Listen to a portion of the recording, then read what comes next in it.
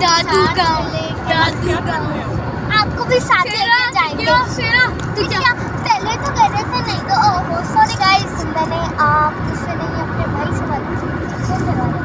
और बड़ा भाई, सबसे बड़ा भाई वीडियो बना रहा है आप लोगों को साथ लेके जाने के लिए, ताकि आप देख सकें और फिर अगले साल या इसी साल यार बहुत दूर है तू, इंतजार का मारता पे जो पता नहीं।